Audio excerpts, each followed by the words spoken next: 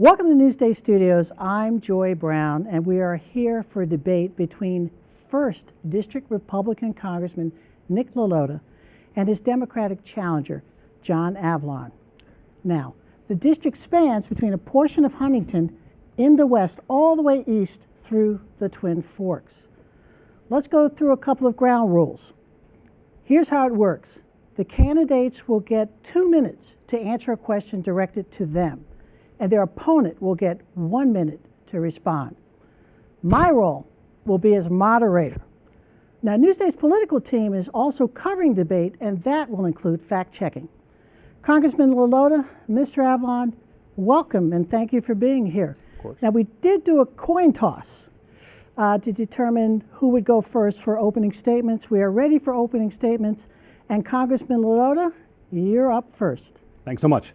Service to our country and community is in my DNA. My dad was a cop, both of my grandfathers were cops, my stepdad was a Navy man, and my brother served for 20 years in the Marine Corps on multiple wars in both Iraq and Afghanistan. I, after graduating from St. Anthony's High School, went off to the Naval Academy and served 11 years in the Navy, deploying overseas 3 different times, visiting 20 different countries. And it's with that perspective that I hold my seat in Congress as we contemplate serious challenges that are going on today in our country, challenges at the southern border, challenges with crime here in New York, challenges with the economy and taxes, inflation, and challenges with where we are on the world stage as a country. These are serious issues that require serious contemplation. That's the perspective that I have. Thanks, Newsday, for hosting this, and good luck to my opponent, Mr. Avlon, here today. You too. Mr. Avlon. I'm John Avlon. I'm a native New Yorker, the grandson of immigrants, a husband and a father. I'm not a professional partisan politician. I'm a journalist, a historian writing books about Lincoln and Washington, and I've run small businesses. Most of all, I'm a country over party guy. I'm someone who believes deeply that we need to unite as a nation. I worked for the Republican mayor of New York, despite the fact I'm a common sense Democrat. Worked for him during 9/11, wrote the eulogies for the firefighters and police officers murdered in the destruction of the World Trade Center. And those heroes did not die to see our nation tear itself apart 2 decades later. We need to rebuild the middle. We need to rebuild the middle of our politics and rebuild the middle of our economy. Because when we do that, we can get great things done. We can address the affordability crisis by restoring the state and local tax deduction that Trump and the Republicans took away. We can defend reproductive freedom because every woman knows it's under attack. We can secure the border by passing the bipartisan border security bill that Donald Trump, my opponent, helped kill. We need to work together, using common facts to find common ground. That's why I'm running for Congress.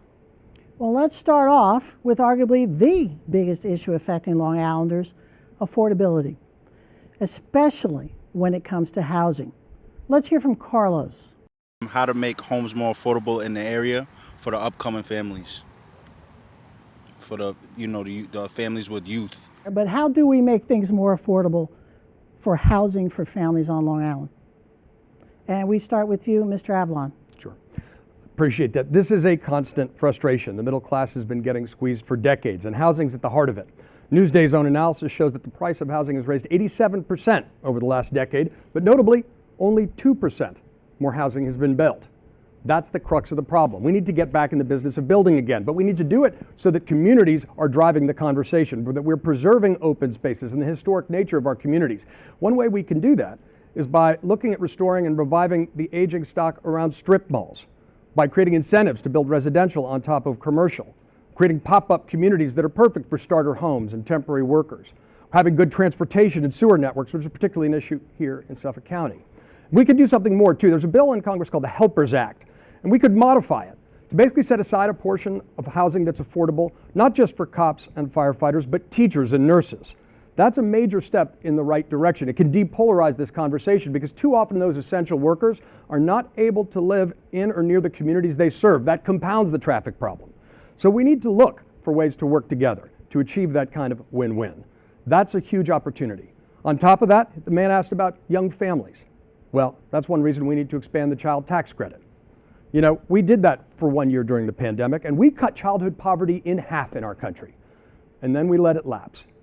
The right thing to do is to expand the child tax credit, to offer that lifeline of $6,600 for families with young kids. Add to that $10,000 which is the average amount that a family would see from restoring the state and local tax deduction, that's $1,600 back in your pocket every year. What would you do with that money? That would help families struggling to keep their head above water, give them a little more breathing room. It's the right thing to do. It's a down payment that we need to make to show that American democracy is working for working families again, especially as we rebuild the middle here on Long Island. Congressman LaLota. I believe the question was, how do we make housing more affordable on Long Island? So let's talk about SALT, the first-time homebuyer tax credit, and a low-income tax credit. Let's not talk about big government intervention in housing stock here on Long Island. That's the Hochul approach. That's the Hochul control. We want local control. I'm a former village trustee. I believe that those zoning choices, my opponent talks about putting apartments in strip malls, if that's a desire of a village mayor, a town supervisor, or a county executive, it's their choice. The Fed shouldn't step into it, neither should the state government. That's not what Long Island needs whatsoever. We need a higher SALT deduction, we need more first-time homebuyer tax credits, and we need a lower income tax credit as well. That's how we can help make homes affordable here on Long Island. We're challenged. We're challenged with the highest tax rates of the entire nation here in New York State, the highest effective sales, property, income taxes. Since one-party rule in Albany in 2018, the price of cost of everything has gone up, especially real estate and taxes and everything associated with it. It's the reason so many people are leaving Long Island for what they view to be greener pastures in the Carolinas and Florida. Need to get right. Well, since you brought up SALT, let's keep going with it. Now, the cap on how much of our state and local taxes can be deducted on our federal returns is indeed a very sore subject on Long Island. There is a new proposal that would raise the cap from $10,000 to $20,000 for married couples. Do you think that goes far enough? And we start with you on this one, Congressman LaLota. No, I don't think it goes far enough, but that $20,000 cap is a step in the right direction. And Representatives Diaz-Pazito, Galbraith, and a few others and I negotiated to get that bill towards the House floor on February 14th of this year. After a long 14 months of negotiation to get that to the floor, Speaker Johnson agreed and said, hey, let's have a vote on this. 95% of House Republicans voted to advance that bill. Unfortunately, we had 0 Democrats help us out on that, Joy. It was a partisan day. It was one of the worst days of my experience in the 2 years in Congress when every Democrat blocked a higher limit for the state and local tax deduction. My opponent was on CNN at the time, and he could have spoken out against it. He's going to be here today telling us how bipartisan he is. He had one of the largest platforms in the entire nation, 5 minutes a week on CNN for 6 years. He's going to tell us a lot today about how bipartisan he is. He had an opportunity on that day on CNN to tell us that his party was wrong when they blocked that bill that day on February 14th. It was bad, it was wrong, but I'm not giving up, Joy. I'm going to continue to reach across the aisle. I'm part of the bipartisan SALT caucus. Representative Swazi wasn't in Congress at the time. I want to have him help some of my colleagues on the other side of the aisle do better when it comes back. I'm pleased that Trump is taking a new position on this. I don't like that 27 tax bill that took away our SALT. I don't like that when Democrats had all control of the House, Senate, White House for 2 years in 21 and 22, they did nothing on SALT either. There's a lot of blame to go around, but we need to work together to help the affordability issue. And one of the main ways we do that is through a higher SALT deduction. Joy. Mr. Avlon. The blame lies squarely at Trump and the Washington Republicans who took away the state and local tax deduction. They did it out of spite as part of a political stunt. That's the real problem with it. It's an issue of fairness, of course. It's been in place for 100 years. We in New York give more to the federal government than we get back. And I appreciate that Nick's been talking about working on this, but the fact is his own party isn't interested. They've told us. The head of the House Ways and Means Committee has said just the other week that the cap's not getting lifted in any meaningful way. And so the real chance and the opportunity to do this is when those Trump tax cuts are set to expire in 2025, and then we can negotiate from a position of strength to restore the state and local tax deduction that Trump and the Republicans took away. Here's the most consequential fact of this election for your wallet, for your pocketbook. If Trump and the Republicans are elected, that money's gone for good. If the Democrats are elected, we're going to make it a priority to bring it back. That's $10,000 on average back in your pocket each year. And that bill you put forward, it had a poison pill attached, and that's why it didn't get forward. The fact is you failed to get it done. You failed to restore it. Democrats can and will. Mr. Avlon, thank you. Let's go to another big issue facing Long Islanders. There seem to be a lot of these. The increase in damaging storms. This has become a serious problem in the First District, which has communities on both shores, all shores as a matter of fact. So let's hear from Isaac. We've been having a lot of flooding and problems on the North Shore. I want to see if you have any, what's your plan for that? Mr. Avlon, what is your plan? This is a crucial issue. The day after that flooding that destroyed Mill Pond, I went and toured the damage. The rain was still coming down. There were rock and mudslides in Port Jeff. There are concrete things we can and need to do.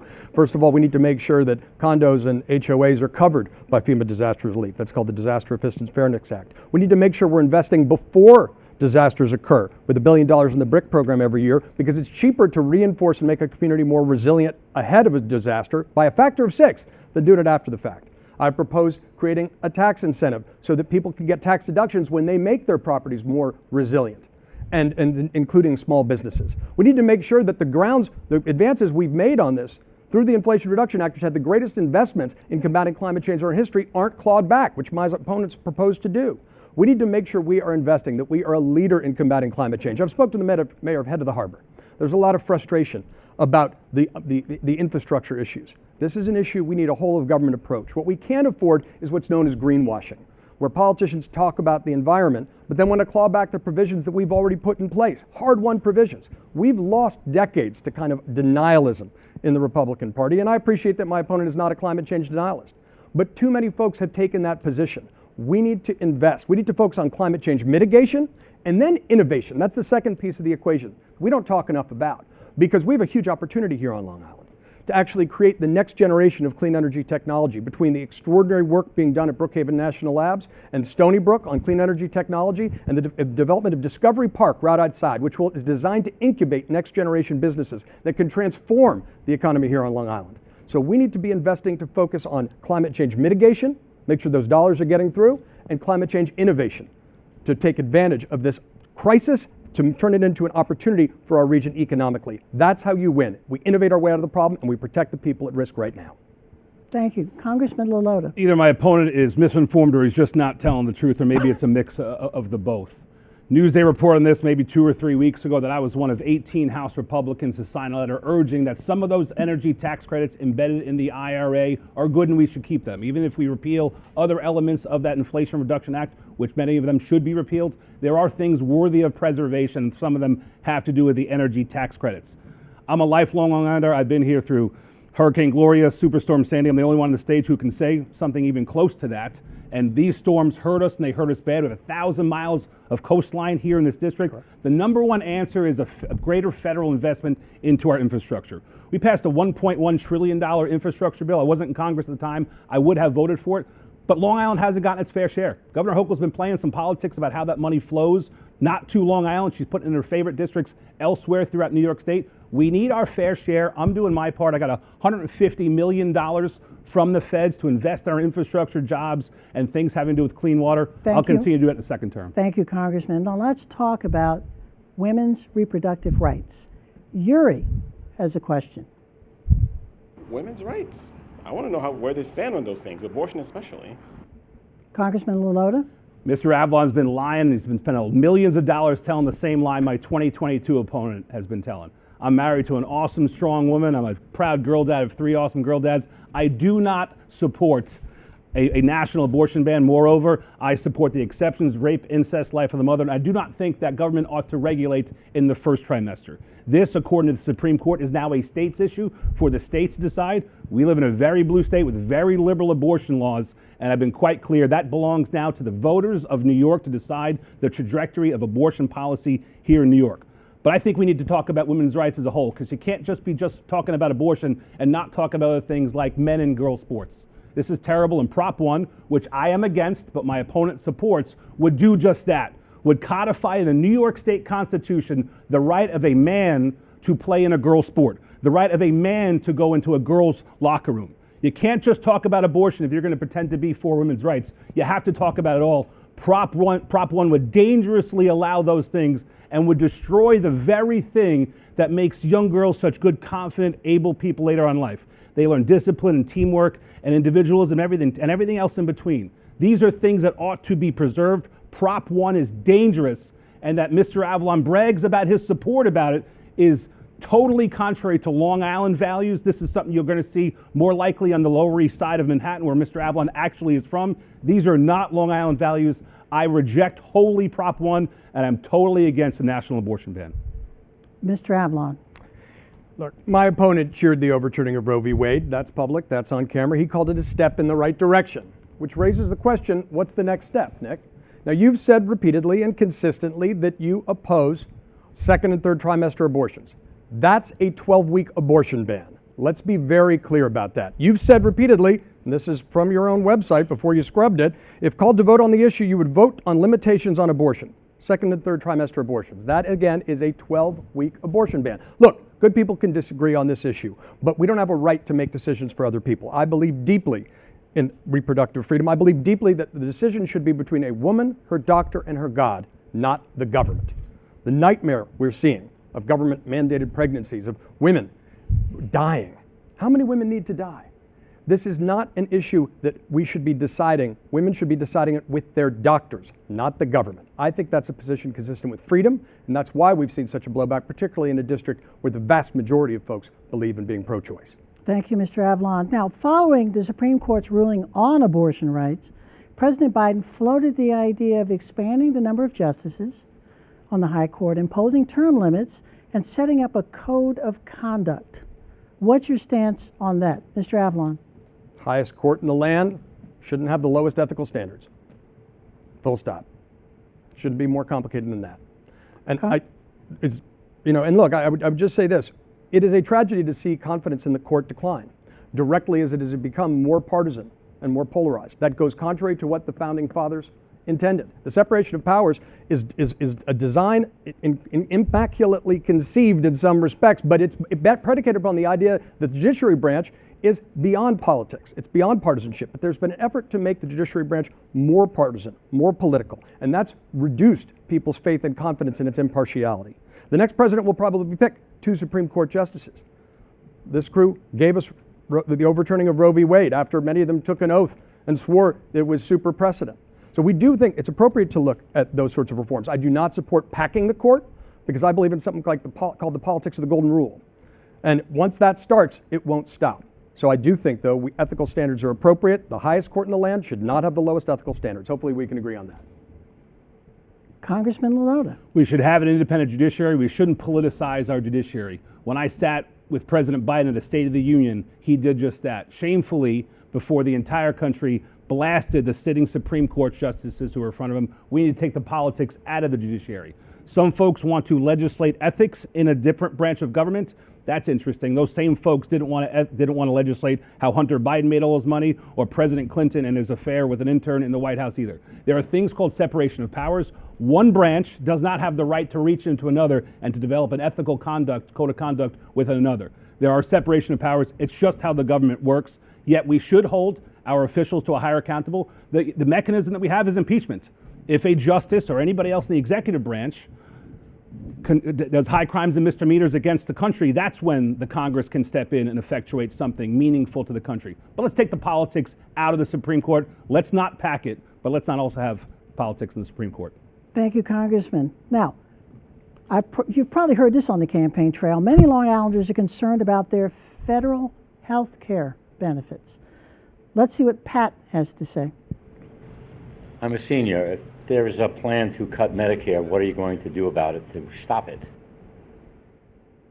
Congressman LaLota? I will oppose, as I have, all cuts to Medicare and Social Security. I always think of my awesome wife's mother, who wags her finger at me and says, Nick, don't ever hurt my benefits, don't hurt my Medicare, don't hurt my Social Security. I made a promise to her, I made a promise to all my constituents. We need to keep the promise with the folks who we've made it. We need to ensure those programs are solvent so they can live for generations to come.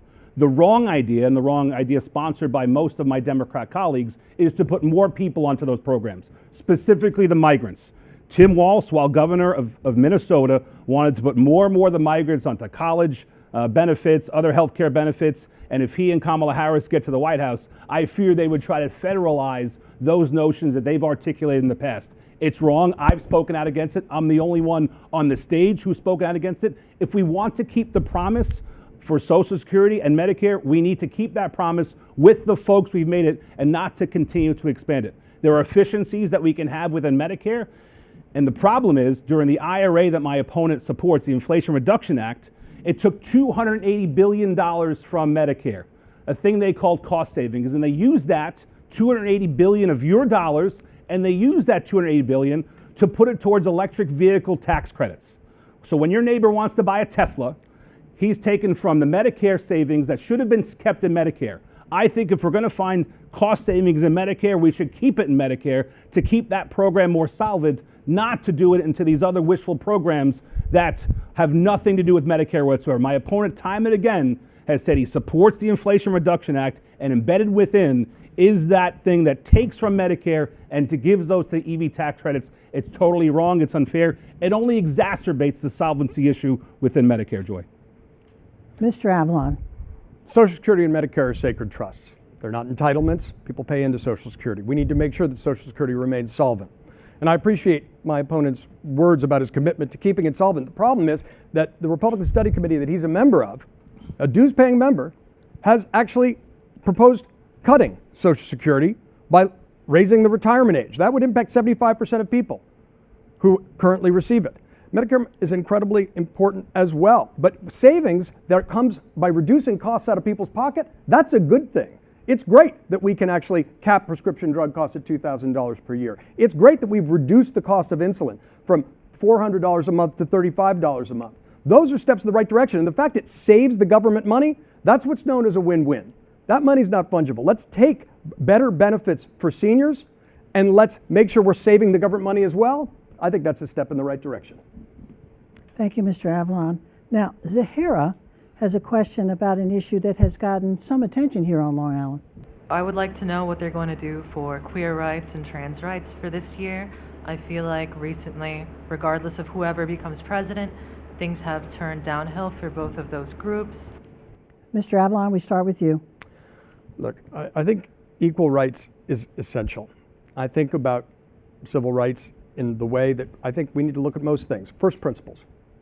Let's not get spun around the axle on the latest culture war issue. I think that's a giant waste of time. It's designed to distract. Often those debates are amplified artificially to score political points. I look at things through the prism of liberty, equality, and self-determination. Those are fundamental American values, fundamental American principles. And ensuring that there's equal rights is the right thing to do. Ensuring that people are free to live lives to the best of their ability is the right thing to do. And the demonization of a vulnerable small population as part of a political tactic that's having millions of dollars spent against it, I frankly think it's cruel. I think it's cruel, and I think we need to return more decency to our politics. We need to make sure we're practicing the politics of the golden rule. But I don't think we need to focus on making sure there is equality. And by the way, the Equal Rights Amendment that's putting in New York State's Constitution is about equality predominantly on gender and reproductive freedom. So let's not get misled down that particular rabbit hole. Because usually when the government starts getting involved outside of creating broad standards, there are a lot of unintended consequences. I think the proper role of government is to create a stable, secure structure within which people can live their lives to the best of their ability. So I think we need to make sure we're fulfilling those commitments. But I don't think we need to get wrapped up in every single culture war debate, because they're designed to distract, they're designed to divide, and they're being used that way, and they're demonizing vulnerable communities in the process, and I don't appreciate that. Congressman LaLota. The Equal Protection Clause of the United States Constitution prescribes that everybody within our country, man, woman, black, white, brown, gay, queer, anything else, deserves the equal protection of laws. I believe that with my heart. I have friends who are gay, I have family who are gay. And that's not just rhetoric. I'll tell you the results, Joy. When my party wanted to change some of the rules with respect to gay pride within the military this year via the NDAA, I was one of the people to stand up and say, you're not going to defund that specific aspect. That's mean, that's cruel towards gay folks. When Northport Village had a gay pride celebration, I was there. I think we need to celebrate our fellow humans and ensure they have equal protection regardless of anybody's status. Let's turn to immigration. That has become one of the most contentious issues on this island and nationwide. Barbara has a question. Do you agree with your candidate's stand on mass deportation of immigrants? Congressman LaLota, we start with you. President Biden opened that southern border wide within the first few weeks and months of him taking office. He repealed 64 very effective Trump-era policies that were keeping us safe, that were keeping the illegal flow of migrants into our country. namely remain in Mexico. He stopped building the border wall and fence. He put the border agents away from the border to more and more migrant processing centers. He lowered the asylum standards. It's the cause of so many migrants who are coming into our country. And you don't have to believe me, you can see it with your own eyes. You can see it in the migrant crisis in New York City. That's costing U.S. taxpayers, New York State taxpayers, $5 billion for free hotels and health care for migrants. It's the cause of 222 fentanyl deaths throughout America since President Biden has taken office. The #1 cause of death of young folks between the ages of 18 and 45.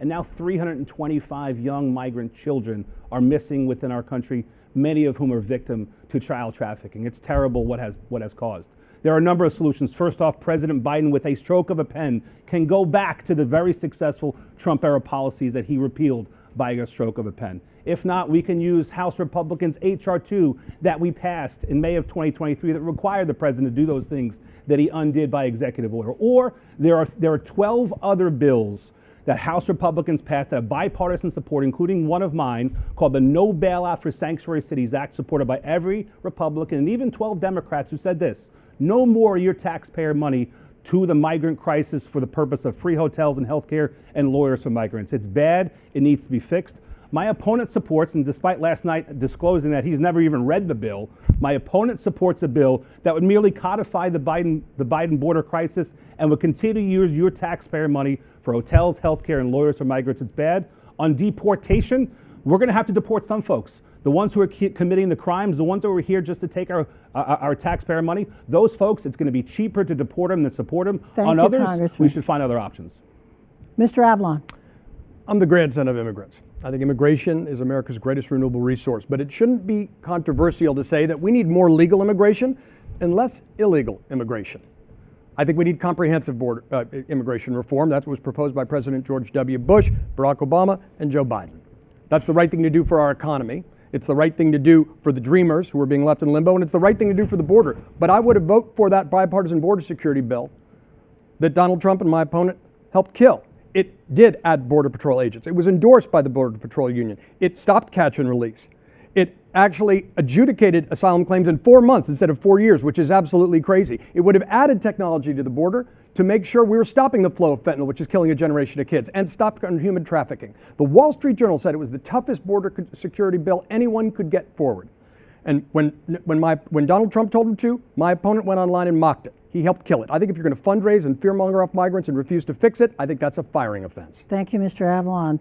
Now, on to a situation that's becoming more and more dire. The Israel-Hamas war. Tens of thousands of people have died, and the conflict has been expanding.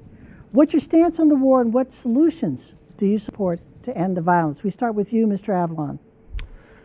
So I lived through 9/11 up close, and that always impacts, it's fundamental to the way I view the world. And so when I saw the horrors of October 7th, my impulse is to always stand with the victims of terrorism and never blame the victims of terrorism. And I was disturbed and disgusted to see so many people doing just that. In my own work and research on extremism as a journalist, I know that it's a particular responsibility for people who are not Jewish to stand up to anti-Semitism and to stand with the State of Israel. We need broad bipartisan support for the State of Israel. Every loss of innocent life is a tragedy. But there's no moral equivalence between our allies in Israel, a democracy, and terrorist organizations. We need to eradicate Hamas and terrorist organizations, and Sinwar was eradicated yesterday. But we also need to make sure we're looking at the bigger picture. The other lesson of being a member of the 9/11 generation is that we don't create a new generation of terrorists. So I think the appropriate thing to do is to make sure we're standing with our allies, that there's broad bipartisan support for the State of Israel always, and I will stand for that. But we're also making sure we're standing up to making sure that Muslims feel safe here at home. They're equal members of our society and community and cannot be painted with a broad brush. We need to make sure internationally the U.S. is playing a leadership role, working towards a two-state solution with a demilitarized Palestinian state, with Hamas having no legitimacy ever again as a terrorist organization. We need to work on rebuilding Gaza better than it was before and making sure that the Abraham Accords are expanded. Those are all steps we need to take. None of it's easy, but none of it will happen from the extremes. But I think Americans' foreign policy needs to remain crystal clear on the fact that we stand up to tyrants and terrorists. We stand with our fellow democracies. That is the stakes of this conflict in the world. As much as it breaks our heart, we need to work back towards a place where democracies are working together and terrorism is not on the menu. Thank you, Mr. Avlon. Congressman LaLota. A lot of platitudes, but it's all about Iran. And we should understand that Israel is America's strongest ally and America is Israel's strongest ally. And that's because we have the same enemies. The same folks who want to wipe Israel off of the map are the same ones who want death to America. They attacked the World Trade Center in '93. They attacked the Cole and killed 17 sailors in 2000. They took down the towers in '01. They did October 7th. It's Iran through its proxies of Hamas, Hezbollah, and the Houthis. Anybody who doesn't get that and can't say that clearly doesn't get the problem. Too many of my colleagues in Washington don't have a firm understanding of that. President Obama gave billions of dollars on pallets of cash to Iran when it was struggling, when it had no money. And that revived its war machine that it's now using its proxies to attack Israel through. It gave them that nuclear Iran deal, a terrible deal that allows them to enrich uranium and cause a greater threat in that region. Those who can't say that at a stage like this do not get the Israel issue there. We need to defeat Iran, have higher sanctions on Iran, isolate them because they're the root of the problem. I'm sorry. Let's move on. I'm sorry. Let's move on. It's incredibly important to understand. What are the rules, Joy? I'm sorry. You agreed All right, to the rules. I will use my You can time use elsewhere your to answer time. that because that's insulting. You can use your time. And incorrect. But we're going to stay with foreign Okay, affairs for sure. a minute. All right? Great. Let's move on over. Fighting between Ukraine and Russia has been going on now for 2 years, with the U.S. and its allies sending money and weapons to Ukraine. Should we continue to do that? Congressman LaLota, you go first on this. Reagan knew this. And just like the Iran issue, Reagan knew that weakness invites aggression, that the more you appease terrible world actors, the more they'll try to take advantage of us and our allies. And just like Obama and Biden have done with Iran, Biden is doing with Russia. When Biden got to office, he relieved sanctions on Russia and gave them back the Nord Stream 2 pipeline, which allowed Russia to sell its energy to Europe and fund its war machine to ultimately invade Ukraine. Biden also had a terrible Afghanistan withdrawal, which was another green light. Biden also let that spy balloon come across our country. All these signs of weakness internationally that have invited the world's evil, like Putin, to do their evil things. If we're going to get to the root of this issue, we need to understand how to actually confront, through peace, through strength, America's adversaries worldwide. You don't need to be a Navy man who went to the Naval Academy to understand that. You just need to be a parent to tell their kid, hey, listen, you got to stick up to a bully every now and then. Because if not, the bully is going to keep on coming after you. And that's what happened in 2014 when Russia took Crimea, and that's what happened recently when Russia took Ukraine. We can't continue to rely on American dollars to bail out other nations who continue to get invaded. We need to have stronger NATO alliance. 16 of the 31 NATO nations aren't doing their fair share, Joy. 16 of the 31 are doing less than their 2% target. The U.S. is doing 3.5% of our GDP. Trump had NATO nations on the better trajectory. He had the NATO nations given more to be stronger, to ensure that other nations were dissuaded from being aggressors in that area. That NATO alliance has weakened. Those nations are doing less financially for their militaries. They need to do more so that American taxpayers don't have to continue to bail out everybody throughout the globe, Joy. Mr. Avlon. I think it's important to note that my opponent just said NATO has been weakened. NATO has in fact expanded. It is stronger today than it was before because of commitment to enlarging the alliance. And that's essential. I believe that the defining struggle of our time is democracy versus autocracy. I'm old enough to remember when Republicans stood up to Russian aggression. But your presidential nominee, your presidential candidate, preferred candidate, Donald Trump, has said Vladimir Putin could do whatever the hell he wants. And I think it is a sin in the eyes of history that for 6 months, the brave people of Ukraine were left twisting in the wind while Republicans in Congress held up aids, not just for Ukraine, but also for Iran and Taiwan. That is something that we should have separated and acted on in a unified way. And my opponent was silent during those 6 months. We do need peace through strength. Weakness does invite aggression, but Donald Trump is a green light for autocrats around the world. He's tried to undermine NATO consistently. That's the opposite direction we need to go. We need to be strong and bipartisan support for NATO and every other multilateral security alliance that defends democracy. Thank you, Mr. Avlon. Now let's come home for a few minutes, okay? New York has traditionally been viewed as a blue state, but Long Island has long been considered purple, meaning that it swings between Republican and Democrat. How would you define yourself in a climate where it tends to be more either one or the other? I don't need And to. we start with Mr. Avlon on this one. Sure. I am a centrist. I am a centrist. I always have been. My first book 20 years ago was a history of centrist leaders in American politics. This is something I believe deeply in. For a long time I was a columnist, and I write history books, George Washington and Abraham Lincoln, about how to be a uniter in divided times. I believe strongly that one of the greatest dangers facing our democracy is what Washington warned about, the danger of hyperpartisanship, they called faction. He warned that hyperpartisanship could lead, quote, to occasional riots and insurrection. And now we've seen just that. I believe we need to rebuild the middle of our politics. We need to rebuild the middle of our economy. We need strong leadership from the center. But it's got to be more than just a political dodge. And we see that in campaign seasons. You know that old two-step where people pretend to be moderate right before an election and then vote MAGA in Washington. We're seeing Ted Cruz do that right now in Texas. It's laughable.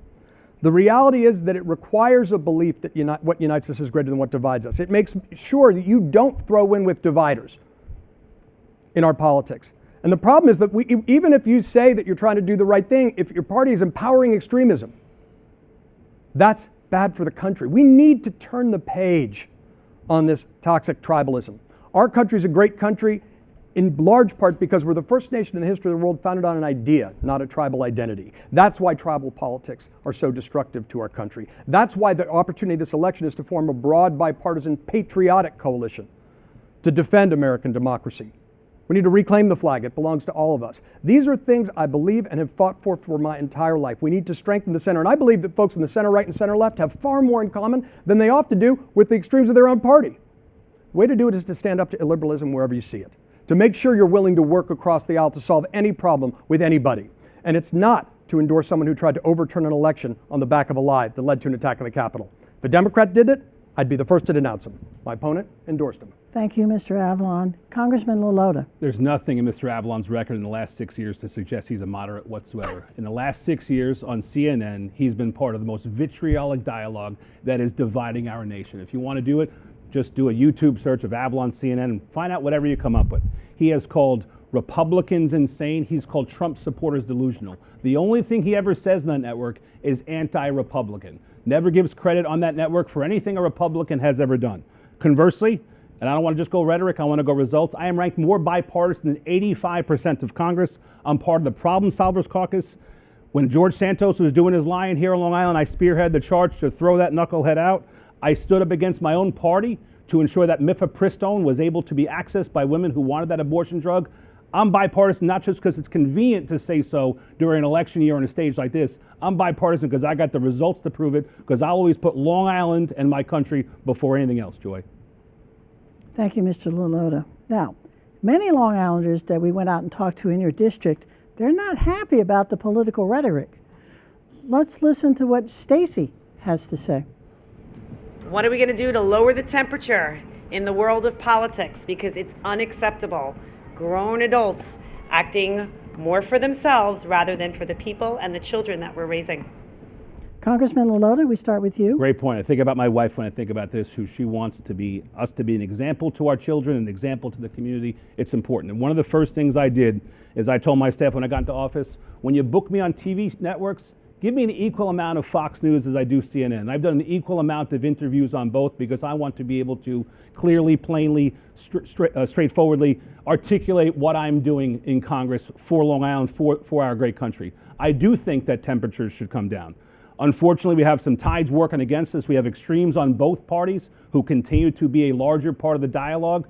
The advent of social media in particular puts the incentives in the wrong places. It makes people chase after retweets and shares and likes and $5 donations. It's hard to put that genie back in the bottle, but you can look at all my social media rhetoric, you can look at what I've said in networks and everywhere in between that stands for good, common sense, conservative approach. Let's argue on the ideas, not upon personalities. I've built coalitions across the aisle to ensure that I represent that ideology in Washington. I'm part of not only the bipartisan Problem Solvers Caucus, I'm supported by No Labels as well. I'm part of the bipartisan Military for Country Caucus. These are groups of individuals in Washington who truly want to put country before themselves, not just with rhetoric, but with results. And that's why I'll say again, Joy, I'm ranked more bipartisan than 85% of Congress. I've passed more bills than 95% of Congress, each one with Democrat support. That's results. You'll hear a lot of rhetoric on the stump. You'll see a lot of stuff on TV. Voters will get a lot of stuff in the mailbox. I suggest that everybody look to actual results, especially in the last 6 years. My opponent, he's going to have the mic in a second. He's going to go down this line about how he's all this squishy centrist. Nothing in his record in the last 6 years, on CNN especially, suggests that he is doing anything to bring the rhetoric down. Everything is vitriolic. Everything is bombastic. Everything is anti-Republican. It's unacceptable. We got to find a way to work in the middle, Joy. Thank you, Congressman. Mr. Avlon. We do need to find a way to work in the middle. That's why I'm committed to rebuilding the middle of our politics. But this is a deep commitment for me, and I don't dislike Republicans. My wife's a Republican. I think we need to model that behavior by showing we can disagree agreeably. I helped co-found No Labels. I believe deeply that we need to elevate heroes on the center right and center left to show that there's more that unites us than divides us. And, as someone who's genuinely moderate, you could have backed Nikki Haley or Chris Christie in the primaries, but instead you've bragged when you went out to greet Donald Trump skipping out on a vote to keep the government open. You bragged you were the first Purple District representative to endorse Donald J. Trump. I think we do need to reason together. We do need to set an example. It's not just rhetoric, it's reality. The fact is you're actually the least bipartisan member of the Long Island delegation, according to the same standard you always cite, the Lugar Center. But it is about modeling behavior. We need to cut clear contrast, but also focus on uniting, not dividing, solving problems. We need to focus on how we can reason together to solve problems together. That's Thank the you, opportunity. Mr. Avlon. Now let's talk about the future occupant of the White House, no matter who that is. And the question was, no matter who wins the presidential election, would you accept the results? We start with you, Mr. Avlon. Absolutely. Of course. No one gets a medal for saying they support the peaceful transfer of power. That's been a given since George Washington until the last election. What we saw on January 6th is sickening. And that is about putting country over party. Again, if a Democratic president did that, I'd be the first to denounce them. Never would endorse them for re-election, not ever. And, my opponent, he was running the Board of Elections at the time. But I was surprised when he ran last time, he said he wouldn't have voted for the January 6th commission. That's just fact-finding. That's about a commitment to find out what really happened so it doesn't happen again. And in the past, we've been able to unite after man-made or natural disasters. And the fact we haven't is what's so disturbing. There is a danger. Donald Trump is still saying he won the election that he lost. So is his running mate. And so I think it's an open question for someone who's endorsed the man, whether or not you think Donald Trump is lying when he says he won the last election. Because you're endorsing someone who's promising to pardon people who attacked our Capitol. That's the opposite of law and order. That's the opposite of putting country over party. And that is the direction we need to move in. I also noticed my opponent talked about the social media footprint, he states. And I noticed during the presidential debate between Vice President Harris and ex-President Trump, my opponent tweeted out a meme that called her a Marxist and said she was for abortion on demand and stealing your guns. That's the kind of behavior that feeds the far right in our divisiveness. That's not taking the leadership role of Congress seriously if the goal is truly to unite, not divide. And the good thing about our swing district, our purple district, who you've written about very eloquently, is it requires the politics of addition, not division. Not only to win elections, but to govern and to really represent the people of Long Island.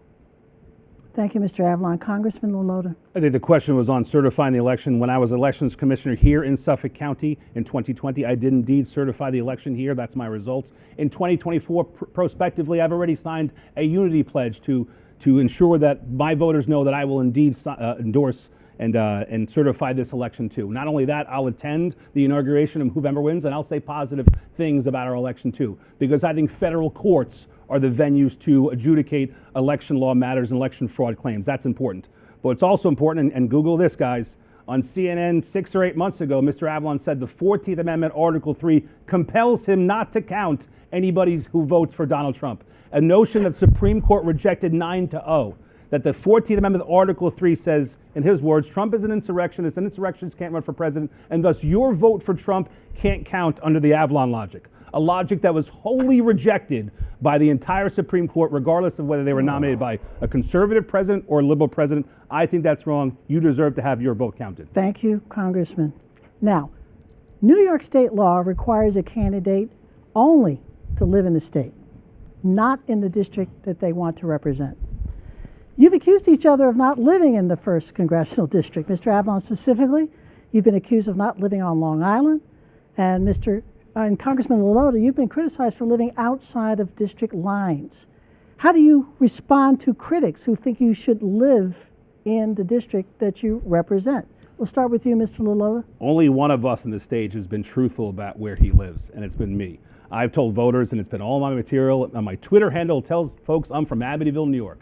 I don't hide that fact. I have tremendous roots in this district. My awesome wife teaches in Northport. My oldest child goes to St. Anthony's High School, where I attended in the district. My parents live in the district. Tons of relatives, folks I went to high school live in the district. For a year earlier, I was the chief of staff in the county legislature and proud to serve the entire district. For 7 years before that, I was the county elections commissioner serving the entire district. I am intimately acclimated to this district, proud to serve it, proud to deliver for it. $150 million that I got for this awesome district.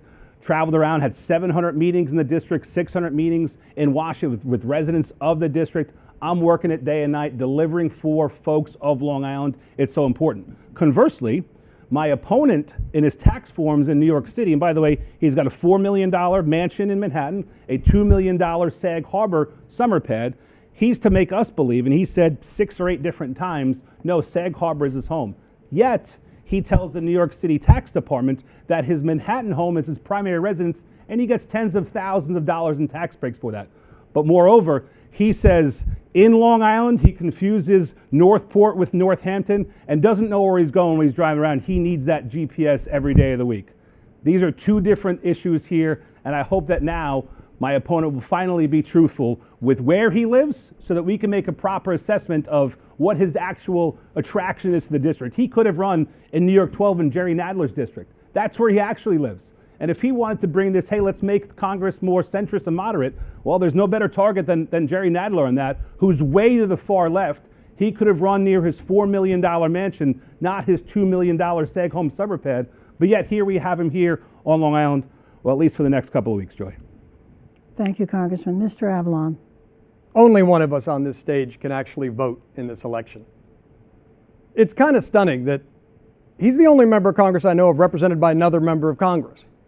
And when he ran for Congress, he said that if he had the honor of being elected, he would move. He put his house on the market, and then weeks after taking the oath, it was pulled. He said last election, he said, I think voters of the district have a fair expectation that a member of Congress actually live in the district. I agree. It's just another broken promise. It's a broken promise like the town halls. The man has not held a single open in-person town hall as a member of Congress. To me, that's just a question of doing your job, taking questions. My home is in Sag Harbor, and I love it. And this distraction, this oppo stuff has been so silly and baseless, pushed through partisan outlets, designed to distract from the basic fact that he does not even live in the district in which he serves. He broke that promise. Thank you, Mr. Avlon. Brona has an interesting question. Let's take a look. Do you believe a congressman should gather concerns from constituents or follow one's own instincts? Mr. Avlon, we start with you. It's a great question. It's a great question. And, you know, it's interesting that when the Constitution was written, it doesn't mention political parties. The intention was to have people balance concern for their conscience with those of their constituents, not partisan concerns. And obviously, Profiles in Courage is about this very question. I think it's about a balance. I think there is an obligation to represent the sentiments of your community. That's one of the reasons we're having a crisis of confidence in our democracy, is that increasingly we see ideological agendas getting pushed that don't bear any resemblance to what the vast majority of Americans feel. That destabilizes faith that a democracy is working the way it should, that the majority rule is. I think it's important to take a real measure of your conscience. If you're willing to be one of those Profile and Courages, and they're not enough, then God bless you. The problem is that the system of gerrymandering we have, they're not enough swing districts like this one.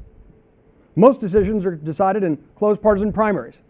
And you hear too many members of Congress in private say things like, gosh, I wish I could vote the way I know is in the national interest, but I can't because I'm afraid of losing a closed partisan primary. It creates cowardice and out of careerism. It makes people do and back things they might not otherwise back if they were really listening to their conscience. So the answer is, like many things, it's a wise balance. You should represent the views of your community. If you have a deeply held disagreement, make the case. Have faith that if you reason with people in good faith, we can work together. That's one of the things we've forgotten. Democracy depends upon an assumption of good faith among fellow citizens. And I think people can understand if you talk to them honestly and openly and not have partisan politics twisting people's minds and ruining their ability to see clearly and speak clearly and honestly and from the heart. Thank you, Mr. Avlon. Congressman LaLota. We live in a constitutional republic, not a direct democracy, that the members of the House of Representatives and the Senate get to vote with their voting card. They get to vote their conscience. Should be informed by their constituents, but sometimes there needs to be some boldness and some courage to sometimes do what's unpopular. I helped throw out George Santos because he lied to the voters of the 3rd District. Some folks in my own party didn't like that I did that. When somebody was up for speaker for my party who didn't support SALT, who didn't support 9/11 World Trade Center health care funding, who didn't support flood insurance, I blocked that person from becoming speaker. Sometimes the job requires doing things that are sometimes unpopular. That's what I've done. It should be done after being informed properly. I've held 14 town halls, 4 teletown halls, 10 in person, none of which at either one was payment or party affiliation required. Members of Congress should get feedback and then vote their conscience afterwards. That's what I've done, Joy.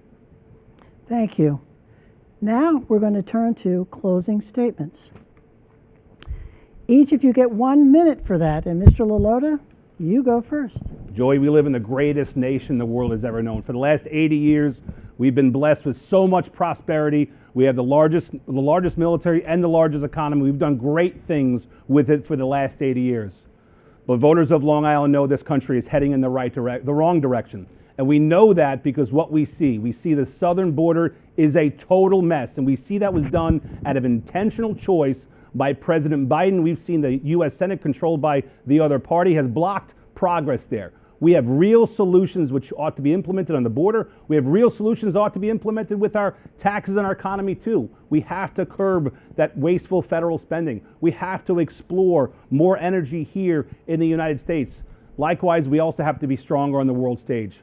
We're going in the wrong direction right now. We have to put America back on the right track. I'm dedicated to our country every day of the week and twice on Sunday to ensure this remains the greatest nation the world has ever known. If you have any more questions about me, it's at NicholasLaLota.com. I hope I've earned your support. Thank you, Congressman.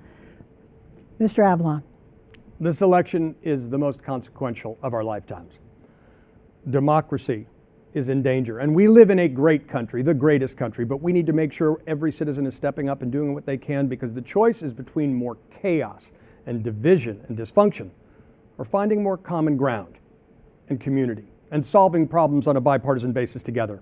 From the beginning of this campaign, I've been committed to building a broad, bipartisan, patriotic coalition to defending American democracy. And I've been honored to earn the endorsement of Democrats and Republicans and independents. That's Suffolk County values. That's what Suffolk County needs. The politics of addition, not division, not just in campaigning, but in governing. That's a deep commitment, because at the end of the day, you're making a decision to hire someone to do a job. Who represents your values? Who can best amplify your voice? Who promises a return to the reasonable or empowering extremes that will lead to more chaos in our country? We need to unite, not divide. That's why I'm running for Congress, and that's why I'd be honored to earn your vote. Thank you, Mr. Avlon. And it's now my turn. I get to say thank you, Congressman LaLota. Thank you, Mr. Avlon, for joining us for this debate. Thank you. And I get to remind you that our Newsday political team has been watching this debate for their coverage, and which will include fact-checking, and for any information you want on the upcoming campaigns and the upcoming elections, go to Newsday.com. I'm Joy Brown. Thank you for watching.